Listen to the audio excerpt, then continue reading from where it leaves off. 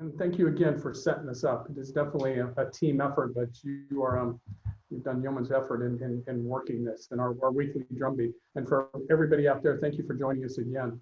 Purposes of this drumbeat for these weekly town halls that Tina has so worked hard to put together is for Kyle Rodas, who's also up there for our quality of life services, as well as Goody Goodmanson today with MPS, the MPS Tina students, is to address some of your questions. Get rid of some of the myths, some of the rumors you're hearing, but also brief you into background into everybody's favorite topic, which is the gating criteria, which whenever you hear say gating criteria, it brings this, it will tell you what's happening in the county. And not just Monterey County, but Santa Cruz, San Benito, and San Luis County, the counties that border us as well. So it's just elevating everybody, what you're hearing up to the 10, 20,000 foot level. So you see what I see and give you some background as to why things are happening in the county and hopefully shed some light on which direction are we going. Hopefully from conversations I have had, but more importantly, put out information from the cities and the county for all of us as a whole as to the things that are going on. And then have Kyle be able to address some of the services. A lot of them are with CDC, but some of the gating criteria, some of the services that we're trying to have open and working hard to do so. And so is our region, and so is Installations Command. So just to let you know, those things are in work. But for everybody's topic, it's the gating criteria. I won't be Debbie Downer, but along the same lines, I wish I could tell you that the numbers are going down. They're not going up as high. They're just not going down. So and that's probably no surprise for those of you who have seen the nightly news or your news source for what's happening across. Right now it's the Sun Belt, so it's to include California, Arizona, Texas, Florida, Louisiana. Some of those states are hard hit, but you're also seeing a reflash, if you will, in some other states. So the bottom line is, as you can see me right now, and it's not for me to pat myself on the back, don't take it that way, but for everybody out there, thank you very much for, one, wear these face coverings when out in town. Two, practice solid hygiene and social distancing. And three, it's both based off the frag order from NAV North and Fleet Forces for all of us, governs all of our activities away from here.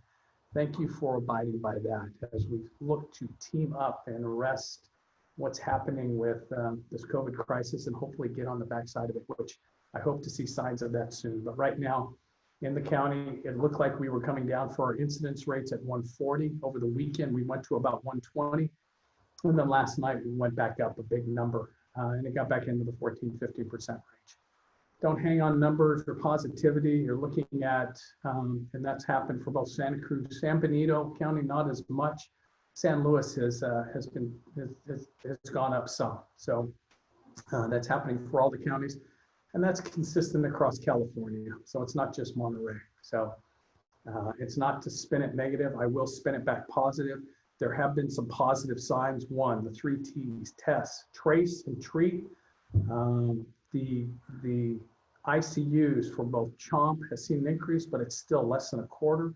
And the one for Natividad is at about 30 or 40%. So it's up, but well below the half or well below full capacity and still below half.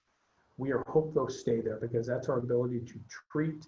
The trace is also when somebody does catch the virus and find a positive pop, being able to circle around and see who else might have been influenced so that you can isolate it and keep it from spreading within that one group. And then the testing, there's a number of testing sites for active duty military. It's up at Presidio for civilians, DOD civilians, and family members. Please reach out to your primary care manager. Presidio is available, but they ask that if you're symptomatic, not asymptomatic, go through your primary care manager and go get tested out in town. So of which there's a number of sites out there. So please take advantage of those. Some background into what's happening with Monterey though. I had mentioned a few weeks ago that a lot of it was attributed to possibly the harvest season and just the things that go on with harvest and the collection of some wonderful workers that are doing God's work out there. The last 2 to 3 weeks, we've seen a higher incidence rate of community transmission. So what's that mean for you? Not that anybody's going to concerts and rallies around here. It just means that even in groups of less than 10, if you aren't practicing the social distancing, the proper covering up, it just means that those who are asymptomatic within that group, not exhibiting any signs, not have been around with anybody with COVID that you could realize, not been any hot spots, you may still have it. And that's not to be, oh my gosh, I have it. That's not where I'm going. It's just by covering up your face, if by chance you become symptomatic, as we go through the trace, we're finding that even in collections of small groups where people aren't disciplined with these, that's where the community transmission comes through. So just to give you some background in talking with county health officials, that's their concern right now. Nothing concrete, but again, through our ability to trace, that's what we have found. So the numbers and the gating criteria reflect that to any significant degree. Again, the numbers I tell you about right now, the 120s and 140s, these are 2 weeks old. And the numbers come to me today. So I get them downloaded from my FAOs from both CalMed as well as Navy Lemoore. But it's just a lag time. So the things that you're seeing now were caused a couple of weeks ago. So it's not that anybody who got exposed this last week, and that's a part of the question. The part of the question is delay and when you pop, when the symptoms come about, could be as early as 72 hours. They are finding it 72 hours up to 14 days. So when I say it's about 2 weeks old, only the delay factor and when you get exposed to when you might exhibit symptoms can take up to 2 weeks. So that's why I say the numbers are 2 weeks old. So I go into a lot of the belabored details on that, but I wanted to provide some background into the county, what we're seeing with the numbers. Yes, they are still up, probably going to still be up for another couple of weeks. That's what the president just had mentioned in his weekly press conferences. It may get worse before it gets better. We're not seeing that in the county. We're already at a pretty high level, so we are waiting for it to get better. In order for it to get better, it's going to take us all as a team covering up, washing your hands, staying distance, not being a part of big groups, but if you are, make sure you cover up and practice good social distancing when out and about. We will get to the backside of this. So that's for me in gating criteria. I'm sorry to belabor it, but I wanted to make sure you had the information that I did, just so there's no doubt out there. Before I toss it over to Kyle, what I guaranteed you, and before Kyle and Goody Goodmanson come up, I want to address a couple of questions that I have for you guys first. One was, are there any rumors about any closures coming this weekend? That answer is no. Talking with the city manager from both Pacific Grove, Seaside, as well as Monterey today, no beach closures, nothing. There was some concern that those coming from hot areas were traveling over to Monterey to stay cool. That may still be happening, but we're not seeing any concerns with beaches. The people that practice the discipline out and about the beaches, either by exercising or just walking on the beach, which I welcome everybody to do. Again, have one of these if it looks like you're gonna get close to somebody. But we're seeing good practices in and around the beaches and on the wharf. So beaches are not gonna be closed. What I will tell you is with Pacific Grove and Seaside, remember that city ordinance that said if you're not covered up with a mask, you could get a $100 citation. That's gonna start happening this weekend with Pacific Grove and Seaside. So those of you who are out and about on Cannery Road, please enjoy that. On the wharfs, please enjoy them walking around the city on Alvarado, but please be covered up, because if you aren't, again, you may get a citation, and worse yet, it's our discipline in the military and for everybody attached to us. Make sure, we're the good guys. So make sure we're the ones who are the disciplined ones that people don't have to worry about. And I thank you for partnering with us.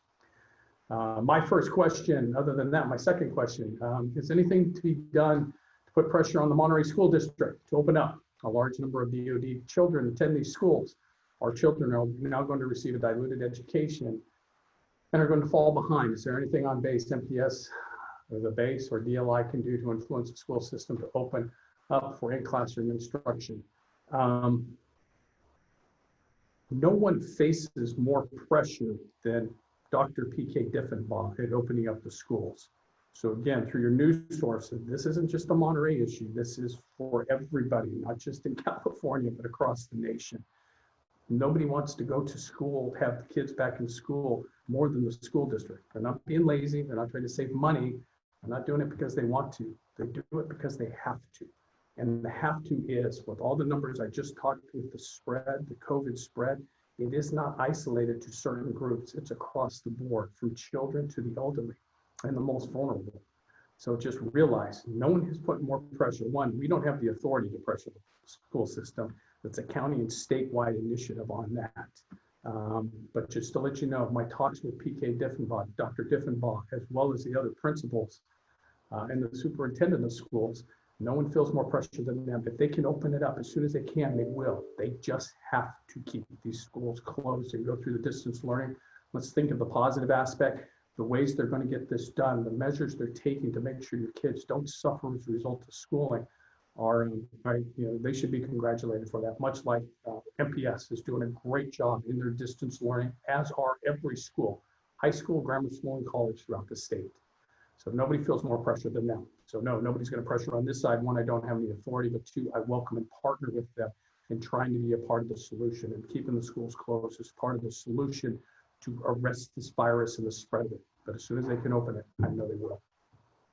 Second question for me, is the COVID reopening criteria based on the ratio of number of positive tests compared to the number of tested? If this is correct, then what is the reasoning behind this ratio? This question goes more into positive cases over a time period. One, I'm a pilot. Two, base commander. Three, both of those equal. Talk to your medical professionals and the numbers they're providing you. It's not for me or anybody else to say there's a better way to track this. But there may be. There may be. But what I do is, with confidence, talk to my medical professionals, the numbers they're giving me, the things that I'm using for my gating criteria. I'm having to press the I believe button, and to make sure that what they're giving me is good numbers. And by what I checked on nightly news, talking with other bases, talking with the Presidio commander, and the numbers he's getting, we get the same numbers. So we're subject to the same great information from our FAOs, which is the public health emergency officer, which is a great Major Brown at the Presidio, and Commander Vega at Lemoore. They never not pick up the phone for me when I have questions regarding the numbers. They are providing us fantastic numbers, as well as just great guidance. So the numbers and the methods from what they're tracking this, I'm all on board. But that's, again, as a base commander, I'm subject to the numbers I got. I have confidence in them, and those are the ones I'm taking as far as tracking this and for what we input to our gating criteria. So, whoa. I think I've already spent about 12 minutes on that. That's my allotted time, at least for right off the bat. I'm going to toss this over to Kyle Rodas. Kyle's going to go into some of the services in case there's some questions out there. He's also going to shed some light on some services that I'm trying to have open. So we have submitted for Starbucks, which falls under Kyle. We have submitted for the golf course, which falls under Kyle, as well as the barber shop. Now, before he goes into it, each one of those are for active duty and their dependents only, with the exception of starting with the golf barbershop is. But for the golf course and Starbucks, it's for the active duty DoD official or DoD civilians and dependents for each one of those. Retirees cannot enter those right now. One, not because we don't love our retirees, but it's a vulnerable group. But we're submitting for those. We're hoping to get some word back, hopefully by this weekend. It's not because those are the ones that I love the most. Those are the ones that I'm seeing out in town. And the reason behind it is, if I can bring these services onto base, meaning barbershops in town are closed, but people we see going out to barbershops in Watsonville, Salinas, and otherwise, it stands a chance that people could potentially be exposed to COVID out in those areas only because I don't have them open on base. So if I can bring these services on to base, have them open with oversight from the commanding officer, hopefully I can provide them, they're safe out in town, but hopefully I can provide an even increased, safer measure for our active duty families, our members, as well as DoD civilians for both Starbucks and the golf course. So that's the method behind it. So I wanted to lend some insight into that. But over to Kyle. I will see you back, after Kyle and Goody are done with you, and then I'll answer any other questions that show up on chat. It's good having you, and thanks for joining us today. Thank you, sir, and good afternoon, NSA Monterey military community. I'm happy to see everybody here, and glad you guys tuned in. Do have some new news for you. Our school liaison officer, Cheryl McLeod, was able to get some clarification as to the school supply offering that is going on in both in La Mesa and Fort Ord. So that is going to happen on Thursday, July 30th. Free school supplies for military ID and DoD card holders. So it's only while supplies last, but as long as you are military associated, you have a military ID card, you are eligible to pick up school supplies for your child. Again, that is in La Mesa on July 30th from 10 a.m. to 12 p.m. at the community center.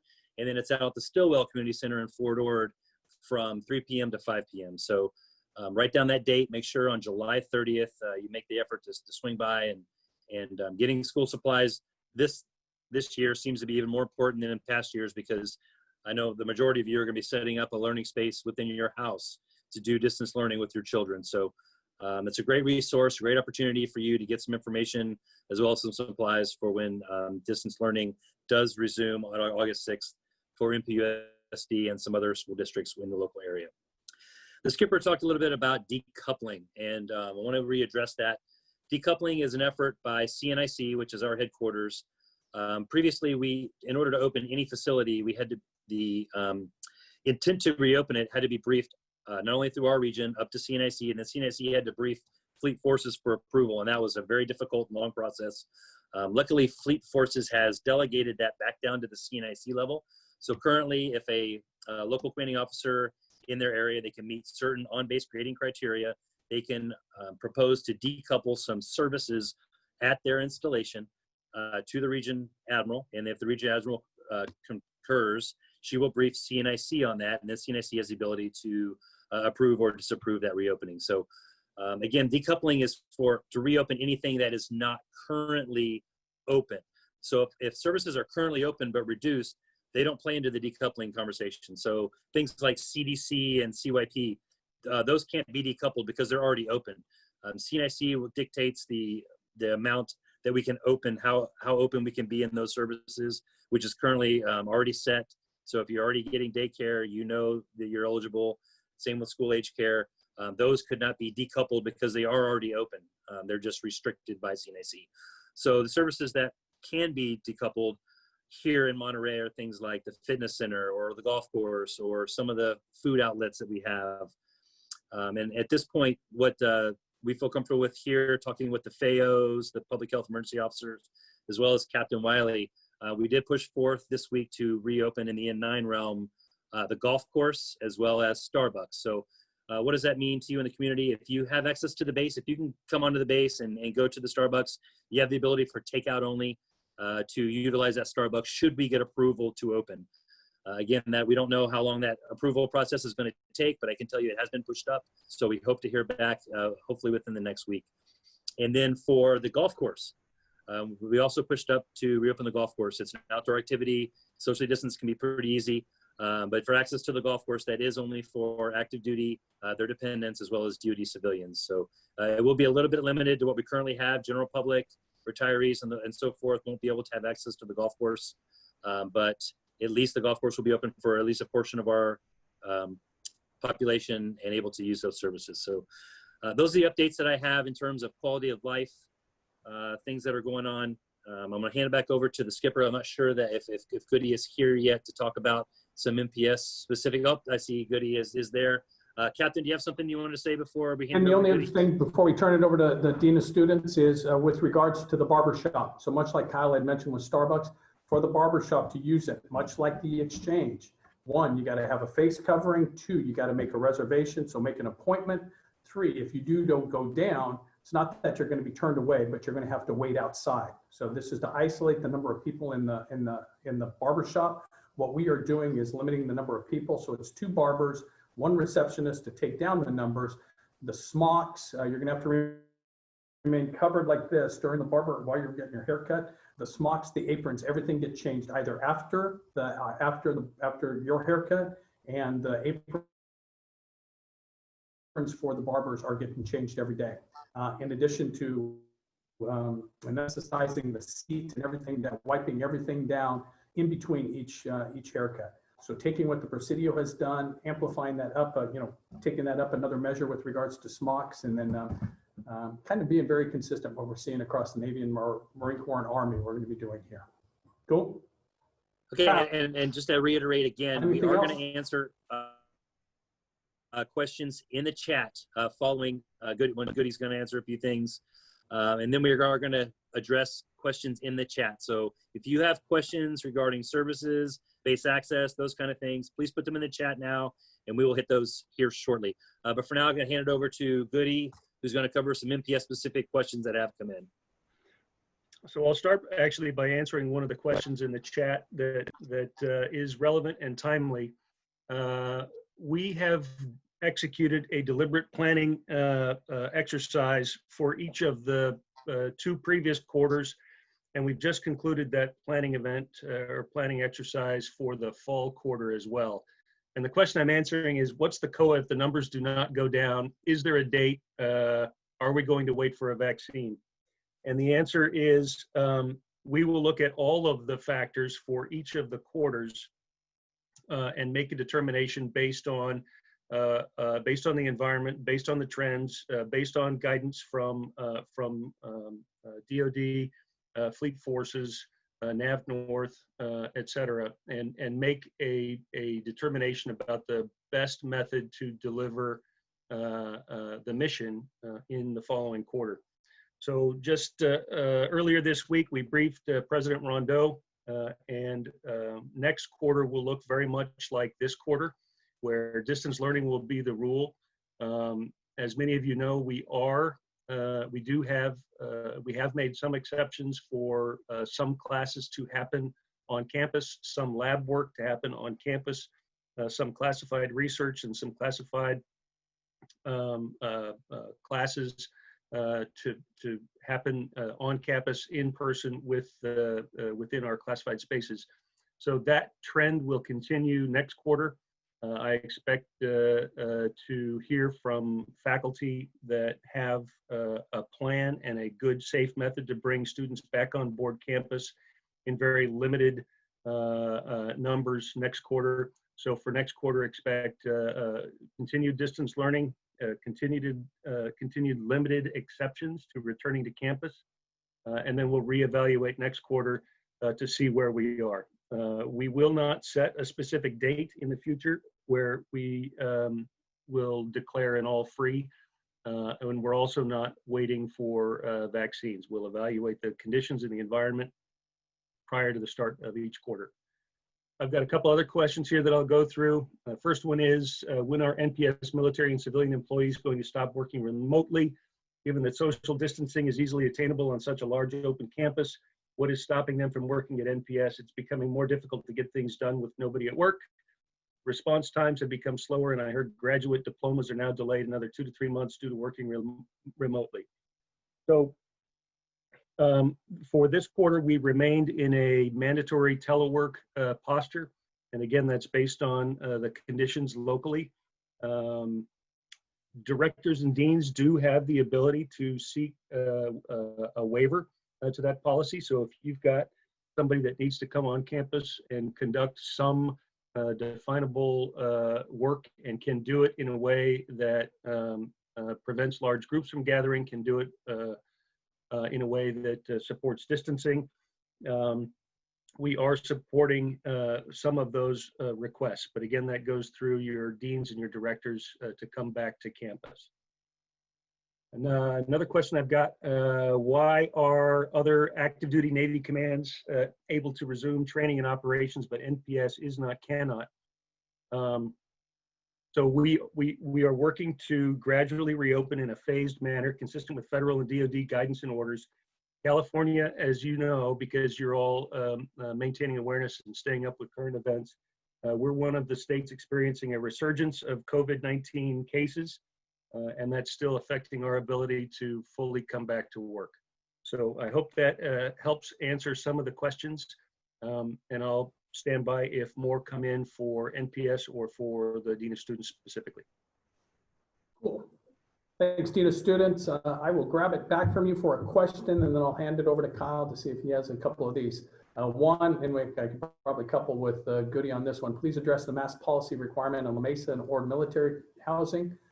For everybody in those two communities, you might as well be in downtown Carmel or Monterey. It's the same everywhere.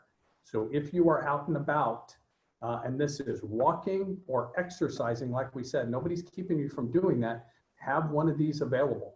I saw a conference, or I saw an interview with Dr. Fauci the other day, and he's an avid runner. And they said, you get out and run. He goes, I haven't been able to do it. Obviously, his time is taken up. But he goes, when I do, I always make sure I have one of these available. If I'm with a family member, I'm still protecting them. But for everybody else, if you're with a family member, not so much. But if it looks like there's a lot of people out and about, if you're going to come into contact with somebody else, certainly within 6 feet, have one of these masks on when you're walking around town. If you're went for a bike ride the other day, On the bike path, there were a number of people up there, and I just had this thing on the whole time. So please have your mask available, have it visible, and it's not so much, you know, it's not just the protecting of you, but you protecting them as well. So as I said, take the high road on that. If you're going to be out and about in housing or anywhere else, have your mask available. Hopefully that answers your question. Kyle, I see one up for you regarding the follow-up on the school supplies. I'll turn it over to you. Okay, yes, someone, Renee has asked, what are the times again on July 30th for the school supply distribution? So the distribution will be in La Mesa at the community center from 10 until noon on July 30th.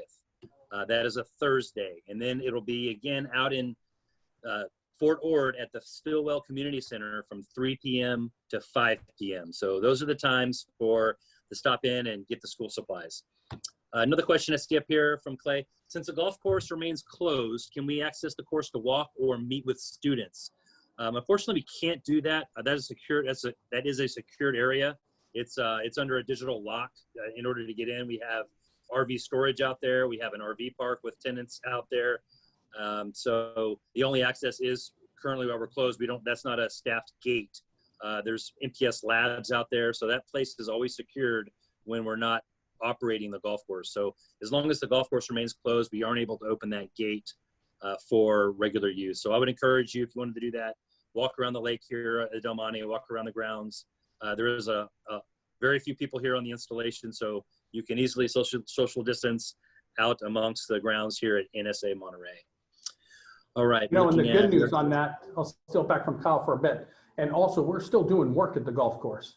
So I will trumpet Kyle's achievements as well as Austin Daniels and that of Sam Jepson.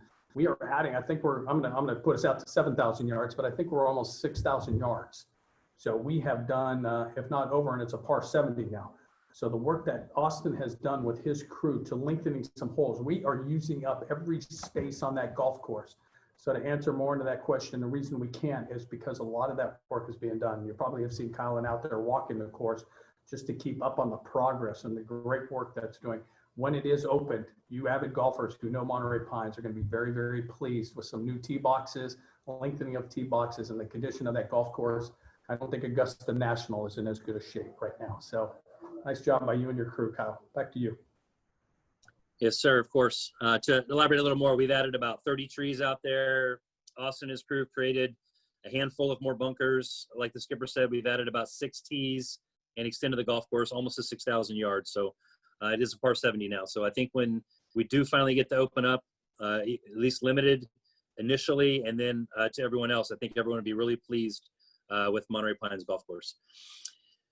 I think this one is for Goody. Can you clarify a comment? Are we going full distance learning again next quarter? So as I said, next quarter will look very much like this quarter. We are looking for opportunities to do a few more classes on campus where we can ensure that the class sizes are small, and we would do that in spaces where we can ensure distancing. But yes, the next quarter will also be a DL quarter for the most part. I hope that answered the question. And thanks for saving me from typing that up. No problem. I think we've got all the questions answered in the chat right now. If you have any last second questions, please put them in now. I just want to recap a little bit what we talked about. Again, in terms of quality of life services, we have put a proposal to decouple a couple of services here on base, which include the barbershop and the golf course, which would be open. If given approval, it would be open for active duty and their dependents, as well as DoD civilians. We also have put forward to open up the Starbucks for takeout only on the installation. And essentially, if you, just like any of our other food facilities, if you have access to the installation, you have the ability to go and utilize that service. So reminder again, the cafe is open for lunch every day from 10:30 to 2 p.m. Loveday and his crew at the Love Shack are doing a great job grilling ribs, making fish tacos, and doing all the specials that the MPS community has always come to love. So please go out there and show Loveday a little love, if you will. He loves to see you. We're doing about 50 lunches a day, so we're staying relatively busy. And in that area, if you'll see some fencing going up and so forth, we are breaking ground on our new Cafe Del Monte. So that's a very exciting development. It's been many, many years in the making. We've finally broken ground. I believe the skipper will be out there tomorrow with Love Day and a shovel and the contracting crew to do a little informal groundbreaking photo. But you are in for quite a treat in NSA Monterey, right next to where the cafe is now. We're going to have a nice Cafe Del Monte that's going to have indoor seating, outdoor seating, the same menu that you've come to love. We're going to have a meeting room so you can do group meetings and little lunch meetings there, catered affairs. So we're really excited about the new Love Shack or Cafe Del Monte that's going to be coming online for NSA Monterey here real soon. I think we had another one come in for, looks like another one for Goody. This is from Sandra. If an advisor wants to meet with a thesis advisee, do the student or advisor need to get permission to do so? They would, of course, sit outside, social distance, wear masks, and then will the new cafe and facilities be open? Probably for the cafe piece before I hand over the Goody, that's probably a 9-month or so construction process to a year. But not only will the cafe be redone, but that whole area out there that is known as the quad is going to be completely redone and renovated into a nice university quad, if you will. So pretty exciting things. Once we have some artist renditions, we'll be sure to post those out in the area so that everybody can see. So to answer the other part of that question, and Captain Wiley has addressed this in this forum previously, the gate at Naval Support Activity Monterey is open. If you have access to the base, you can come on base. You heard both Captain Wiley and Kyle talk about using the space on campus to get outside in small groups and you know, take a walk around the lake. So to your question about meeting an advisee, if that's, you know, 2 people sitting 6 feet apart talking about stuff while wearing masks on the campus, absolutely, that is something you can do. If it needs to be in a space or in a classroom, I would just say work through your chair and your dean and identify the classroom space and run up the request. We're approving those kinds of things where it makes sense and where we can do it safely. I also want to address another question that came to me privately, and the question was, is the library open for student study? And the answer to that is no, not currently, but students can work with their program officers to identify a space on campus, either a classroom or an office, where they can come in and do some studying away from home. So if you have students that are concerned about that need a quiet space to either write, think, study, read, and they need to get out of the house for a couple hours a week, program officers are identifying spaces for them to do that safely and then running those requests up. So the answer is yes, and we're trying to find ways to get to yes whenever we see requests like that. So I would just please speak up. And again, this is the same pitch I gave at this forum a couple weeks ago. We are certainly open to good ideas. If you can come up with good ideas to meet in small groups while being able to remain socially distant and wear masks, to do either exercise or class meetings or other things outdoors on the campus, I welcome those good ideas. So I'll pause there. Cool. I'm going to go into, there's another chat one. I'm going to let Goody field that only because it falls into their lane. But for everybody, somebody said the other day that, you know, the flu season should be behind us. How come this one stuck around? Again, I'm a pilot. This is just not your normal flu. So the point being is, please, social hygiene, personal, you know, wash your hands and make sure you have your face coverings. To elaborate on what Captain Goodman said, we've had some exercise groups, yoga groups that have come out, been on over by the reflection pond on that lower pool, CrossFit with Commander Rasmussen and his group. We weren't only 6 feet, we were 10 feet apart, a great exercise, 10 or less of us. It was a wonderful activity. Please take advantage of the base for that. You guys know the rules behind it. I will not be saying no as long as we do it responsibly. He said, we're going to get to yes, and I will welcome you onto base. And I thank you guys for doing it. Again, being the good guys and doing it appropriately. And I look forward to seeing you guys around. If not, I saw a couple of dads out there fishing with their sons. Have at it. There's some fish in that lake, I hear, but go for it. Another question before I turn it back over to Goody, and I'll let him close this unless we have some more questions. Somebody asked, well, you got the 3 that you're opening. How come you didn't go for the gym or the chapel? I was about ready to go for the gym about 2 weeks ago. We have not only done it 6 feet, we've done it 10 feet apart. I've walked both the NOFs and the big gym with Kyle. We would have to close off the big gym to basketball, but he and Henry have gone beyond measure to space things out. We're already potentially putting plastic covers between them. We're doing everything that's being asked of us. The problem is that we have to be good neighbors. So right now, just due to the rise in numbers and the fact that Monterey has, the city of Monterey has closed its gyms, its recreational places, it doesn't allow me to open those right now or go after them. And that's a part of the gating criteria. Even though the barber shops in town are closed, I'm seeing people go elsewhere, and that's the reason I'm going after my barber shops and to have them open. Again, it's to lessen the risk of anybody being exposed out in town and bringing it onto base for active duty and their families, and DoD civilians were appropriate.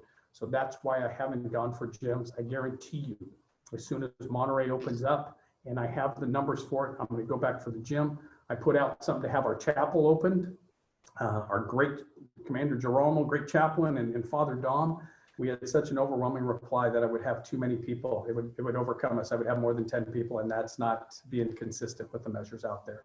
So that's another one I'm looking to have open because I think it's important. So I wanted to provide you some background into that. It's not that I'm just going for 3. As soon as I can open those new or those other ones, I'm going to go after you and that, or I'm going to go after those, and I promise. So it for the base. I don't see any for these. I'll let Goody take it away with that last question and sign off for us unless we get something new. Goody. So in chat, there's a question from John Turnipseed, and I mentioned that just because I wanted to say Turnipseed. His question is, are there plans to form a committee to reach out to other universities that are opening in the fall? Currently, all major universities in Texas are opening in some capacity in the fall. So 2 things there. Number 1, we're looking at not only DoD policy, but also our state, county, and local conditions when we consider how to deliver education by quarter, as I've mentioned. The other thing to remember is that NPS is a force-generating institution. We have a graduation once every 3 months, and we send military professionals back to their communities, many of whom wind up being very quickly in a deployable unit or somewhere forward. And so we have an obligation to protect the force and protect readiness and maintain that force generation capacity.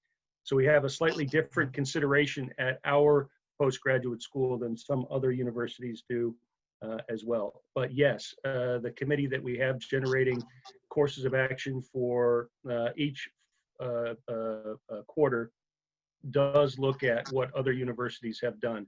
In fact, one of the COA, we looked at Berkeley, and they're doing they're looking at some hybrid delivery methods where half the class is attending class virtually and the other half is present in the classroom. And we're looking to pilot that in the coming quarter on a limited basis to see how it works for us. So yes, we are looking at other universities. We're seeing what everybody else is doing, and then looking through our own filters and our own planning concerns when we make decisions about going forward. So I hope that answers your question. You know where to reach me via email if you want more, or you can give me a shout on Teams. Thanks for your time, everybody.